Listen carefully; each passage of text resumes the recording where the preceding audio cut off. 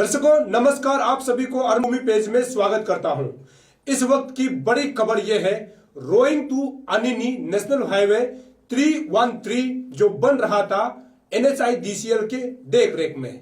National green tribunal जो कलकत्ता में मौजूद है उसमें एक केस यानी पेटिशन सबमिट किया था, जिसमें यह था कि जो नेशनल हाईवे जो 313 बन रहा है रोइंग टू अनिनी, उसमें जो है पर्यावरण को नुकसान पहुंचाया जा रहा है। और अब खबर यह मिल रहा है कि इसका जो है संज्ञान लेते हुए Arunachal Pradesh state pollution control board ने NHIDCL पर जुर्माने के तौर पर 3,28,68,750 रुपीस यानी जुर्माना के तौर पर NHIDCL से वसूला है। ये बड़ी खबर है। NHIDCL लगभग अरुणाचल के अलग अलग हिस्सों में नेशनल हाईवे प्रोजेक्ट को जो है बना रहा है और उस पर हमेशा विवाद यह भी रहता है कि NHIDCL जहां पर जो उसके नेतृत्व में काम चल रहा है उसमें पर्यावरण को बहुत बड़े पैमाने पे नुकसान पहुंचाया जा रहा है। इसका एक उदाहरण रोइंग टू अनिनी के रोड से हमको मिला है। चलिए दर्शकों, आपको इस केस के बारे में जो बुलेट पॉइंट है उसके विषय में आपको हम जानकारी देते हैं।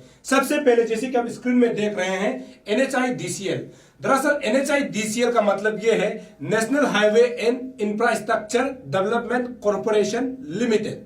ठीक, तो उसको जो है ECC के मुताबिक, ECC अर्थात यह है इन्वायरमेंटल कंपेंसेशन चार्ज के मुताबिक उनको जो है Arunachal Pradesh state pollution control board को जुर्माने के तहत 3,28,68,750 रुपीस भरना पड़ा है।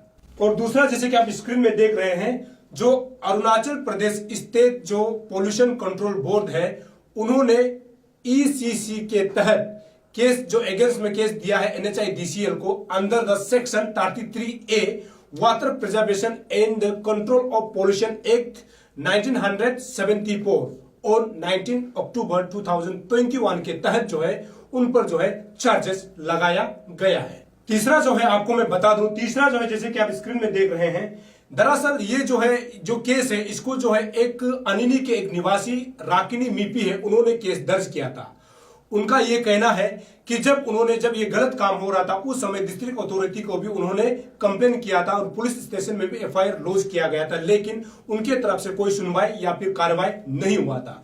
ग्रीन ट्रिब्यूनल यानी नेशनल ग्रीन ट्रिब्यूनल जो कलकत्ता बेस्ड है वहां पर जा करके ये पेटिशन को डाल देता है। इसीलिए जो NGT ने इसका जो है संज्ञान लेते हुए सीधा यहाँ पर निर्देश दिया है कि NHIDCL ने वहां पर केस को सुनवाई करते हुए ये कहा है कि अरुणाचल प्रदेश स्टेट जो पोल्यूशन कंट्रोल बोर्ड है उनको जो है कदम उठाना पड़ा और NHIDCL को जो है फाइन देना पड़ा है। पोर्ट जो है पॉइंट बहुत इंपॉर्टेंट है, जो बुलेट पॉइंट है आपको हम बता रहे हैं कि इस केस में बुलेट पॉइंट क्या है। दरअसल जैसे कि आप स्क्रीन में देख रहे हैं, इसमें सीधा NHIDCL को साफ शब्दों में ये कहा गया है कि इसमें जो है सीधा ये बताया गया है कि construction and demolition waste management rules 2016 को जो है इसका रूल्स को जो है पालन नहीं किया गया है, सीधा ऐसे सुनवाई किया गया है। इसका मतलब ये है कि NHIDCL ने जहां काम करा यानी रोइंग टू अनिनी रोड में जो काम कंस्ट्रक्शन करा रहा है वो बिल्कुल गलत है, जिस कारण से उनको फाइन भरना पड़ रहा है। क्या NHIDCL अरुणाचल प्रदेश में हाईवे निर्माण करने के लिए आए हैं या फिर हमारा जो पर्यावरण अर्थात इन्वायरमेंट को जो है बिगाड़ने के लिए आया या फिर नुकसान पहुंचाने के लिए आया है? अरुणाचल को इसीलिए भी जाना जाता है क्योंकि यहाँ पर 80% जो है वन से ढका हुआ एक स्टेट है, जिसमें अगर इन्वायरमेंट को इस तरह का नुकसान जब हाईवे बनाते समय पहुंचाया जाएगा तो हमको नहीं लगता है कि आने वाला समय में अरुणाचल प्रदेश में इन्वायरमेंट सही होगा। और इसको लेकर के हमने जो केस को पेटिशन जो NGT में जो डाला है, राकिनी जो मीपी है उनसे हमने टेलीफोनिक बात किया है। उन्होंने इस विषय पर क्या कहा, जानिए ये रिपोर्ट। अच्छा, राकिनी मीपी जी नमस्कार। हाँ नमस्कार। मैं तकम सोनिया बोल रहा हूँ, अर्नभूमि का चीफ एडिटर। हाँ सर बोलिए सर। अच्छा, आपका एक केस था जो रोइंग अनिनी का जो हाईवे को लेकर के आपने NHIDCL को ग्रीन ट्रिब्यूनल में केस दिया था जी। तो इस केस में अभी खबर ये मिल रहा है कि जो NHIDCL को कुछ फाइन भरना पड़ा है, इसका बारे में आप थोड़ा बता पाएंगे?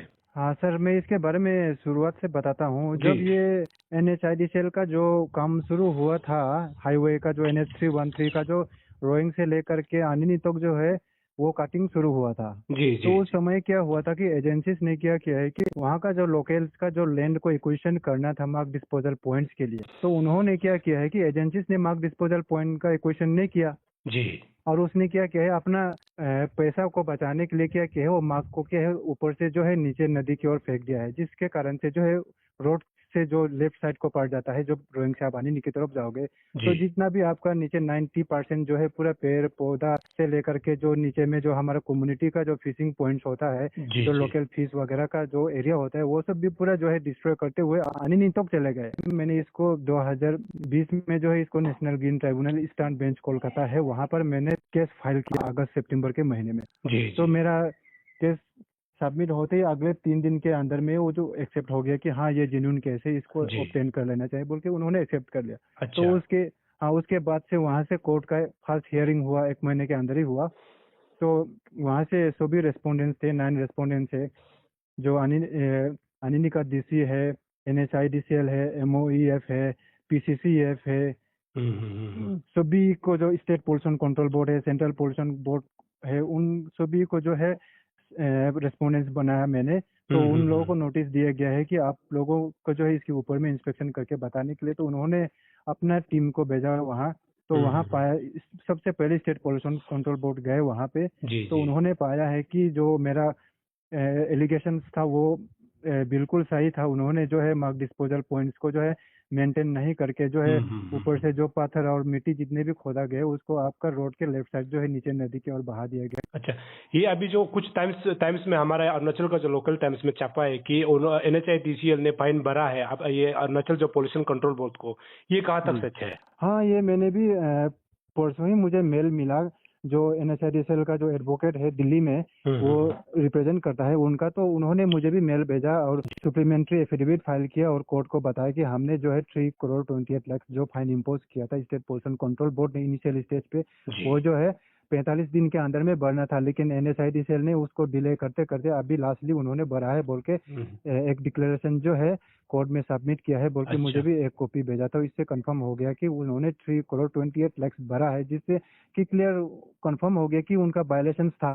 मिपी जी, ऐसे भी हो सकता है जब आप ग्रीन ट्रिब्यूनल से पहले आप अपना डिस्ट्रिक्ट अथॉरिटी में कंप्लेन किए थे पहले, मतलब जब ग्रीन ट्रिब्यूनल जाने से पहले उनका रिस्पॉन्स क्या रहा होगा? उसका कोई रेस्पॉन्स नहीं है। ये जितना भी जो कोई भी एजेंसीज बोल दीजिए, आपका सेंट्रल गवर्नमेंट का बोलिए, स्टेट गवर्नमेंट का बोलिए, वो एजेंसी सिर्फ काम नहीं करते। वो कागज को हम जो भी कंप्लेन देते हैं वो अपना टेबल पे दबा के रखते हैं और उसका कोई सॉल्यूशन भी नहीं करते हैं, उसको फर्दर एक्शन भी नहीं करते, जिसके कारण से जो है सिटीजन्स को जो है अपना पैसा खर्च करके आपको कोर्ट के तरफ जाना पड़ता है। इसका मतलब ये हुआ कि जो डिस्ट्रिक्ट अथॉरिटी है आपका रोइंग अनिनी का, जो भी दिबांग वैली कह लीजिए या फिर लोअर दिबांग वैली कह लीजिए, तो इसमें जब आपने कंप्लेन लॉन्च किया था तो उसका तरफ से मतलब कोई इनिशिएट नहीं था, मतलब कोई रेस्पॉन्स नहीं है। इवन पुलिस में भी FIR लिखा गया है, उसमें भी कोई एक्शन नहीं है। तो आपको बाद में कलकत्ता जाना पड़ा जिसमें आपने केस को उसमें पिटीशन उसमें दाखिल किया? हाँ सर, हमको कलकत्ता जा करके वहाँ का जो लोकल एडवोकेट है उसको हायर करना पड़ा, वही हमारा कोर्ट में जो है रिप्रेजेंट कर रहा है आज के दिन में। तो आपको क्या लगता है कि मतलब अभी ग्रीन ट्रिब्यूनल में आप जब केस दिया तो आपको क्या लगता है, अभी एक 3 करोड़ का फाइन भरा है, तो आपको क्या लगता है आपका केस आपको मतलब जस्टिस मिल रहा है, मतलब वो आपका दिबांग वैली का लोगों को? हाँ, ये जो 3 करोड़ 28 लाख जो एक पेनल्टी इम्पोज किया है NHIDCL के, वो जो ये तो शुरुआत का है आपका। जो आपका ये अभी तो केस जो है NGT के अंदर में है, तो अभी तो ये स्टेट पोल्यूशन कंट्रोल बोर्ड की तरफ से पेनल्टी इम्पोज किया है, वही सिर्फ उसने पेमेंट किया है। बाकी जो NGT से जो अभी ऑर्डर्स आएंगे, जो वहाँ का लोकल्स का जो मार्क डिस्पोजल ग्राउंड के लिए एक्चुअल में जो NHIDCL ने जो लैंड एक्विजिशन करना था वो भी नहीं किया है, तो वो सब जो इम्प्लीकेशंस जो है बाद में जजमेंट जो है वहाँ का जनता को अपना अपना जो हक का पैसा मिलने से उस समय ही ये जो केस का जो मुद्दा सही हो जाएगा। अच्छा, उसका बाद आपने अभी शुरू में एक जिक्र किया है कि आपका जो है नेक्स्ट जो हियरिंग है 24 को दे दिया गया था, तो आपको क्या लगता है कि NHIDCL को आने वाला समय में NGT की तरफ से या फिर स्टेट जो पोल्यूशन कंट्रोल बोर्ड की तरफ से और फाइन भरना पड़ सकता है क्या? हाँ, इसमें तो हम कोर्ट का जो आने वाला जजमेंट है फ्यूचर को तो कुछ नहीं बोल सकता है, लेकिन हाँ जहाँ तक मेरा अनुमान है जो वहाँ का जो रेस्पॉन्सिबल अथॉरिटीज है उसके ऊपर में स्ट्रिक्ट एक्शन लिया जा सकता है, जिसने ये गलत तरीका से जो है काम करवाने का जो सिलसिला रखा है उसके ऊपर कार्रवाई होंगे। जी बीपी जी, हमको लगता है कि ये जो है खासकर जो है फॉरेस्ट डिपार्टमेंट को मतलब इसको देखना चाहिए, है ना। तो फॉरेस्ट डिपार्टमेंट की तरफ से आप जब केस को दिया था, जब अपना जो डिस्ट्रिक्ट लेवल में दिया था, उस समय फॉरेस्ट डिपार्टमेंट का रिस्पॉन्सिबल मतलब उसका रिस्पॉन्स क्या रहा होगा? फॉरेस्ट का देखिए, जब इनिशियल में जब वहाँ कोई एक डीएफओ, मैं नाम नहीं लूंगा, वहाँ एक डीएफओ पोस्टेड था, उन्होंने पूरा वायलेशंस का रिपोर्ट जो है सीसीएफ तेजू को भेजा है। तो सीसीएफ तेजू ने भी कोई एक्शन नहीं किया, ना पीसीसीएफ ने एक्शन किया। दोनों एजेंसीज का जो हेड है होते रहे। और क्या हुआ लास्ट में, अभी जो मेरा कोर्ट जब केस जो है एनजीटी में चले गए तो वो जो है सेंसिटिव हो गए। तो क्या हुआ कि वहाँ जो एडमिनिस्ट्रेशन ने भी क्या किया है कि जो अनिनी और रोइंका दोनों डीएफओ को, और अनिनी का जो रेंजर है उसको जो है वो दोषी माना है कि उनके ऊपर स्ट्रिक्ट कार्रवाई होना चाहिए। लेकिन अभी कोर्ट में जो उन्होंने एफिडेविट सबमिट करते समय बोला है कि उनके ऊपर स्ट्रिक्ट एक्शन लेना चाहिए, लेकिन अभी तक कोई स्ट्रिक्ट एक्शन नहीं लिया गया है। वो केस जो है फाइल जो है कहीं दब गया है, इसलिए अभी तक वो डीएफओ और रेंज फॉरेस्ट ऑफिसर का ऊपर एक्शन भी नहीं हुआ। इसलिए मैंने डायरेक्ट कोर्ट को बोला है कि आप एनजीटी को रिक्वेस्ट किया है कि आप ये डिपार्टमेंट वाला जो है, जो रिस्पॉन्सिबल ऑफिसर है, उसको एक्शन लेने में जो है नाकाम हो रहा है, तो आप अपने तरफ से स्ट्रिक्ट एक्शन लीजिए बोल के मैंने हलफनामा दिया है। जी। तो ये सब केस को लेकर के मतलब आप एक इन्वायरमेंटल मतलब एक्टिविस्ट होने के नाते आप सरकार को मतलब अपने तरफ से क्या अपील करना चाहते हैं? मैं सरकार को यही कहूंगा, जैसे कि अभी काफी दिनों से मैं देख रहा हूँ कि अरुणाचल में जो है फॉरेस्ट एंड इन्वायरमेंट का जो डिपार्टमेंट है एयर गन सरेंडर में लगा हुआ है। तो मैं उनसे रिक्वेस्ट करूंगा कि ये एयर गन सरेंडर को एक साइड में रखिए। आप जो एजेंसीज जो एनएचआईडीसीएल है, ग्रेफ हो गया, वो लोग काम करे, उसको बोलिए पेड़ पौधा को बचाइए। अगर पेड़ पौधा ही नहीं रहेंगे तो चिड़िया कहाँ बैठेंगे? बिल्कुल जानवर कहाँ रहेंगे? एयर गन तो बाद में आएंगे ना। जब जीव जंतु का घर ही नहीं रहेंगे तो एयर गन से मारने का क्या जरूरत है? वो तो अपने आप मर जाएंगे। बिल्कुल आपने सही कहा है। चलिए मीपी जी, हमसे बात करने के लिए बहुत बहुत शुक्रिया। जी बहुत बहुत शुक्रिया सर।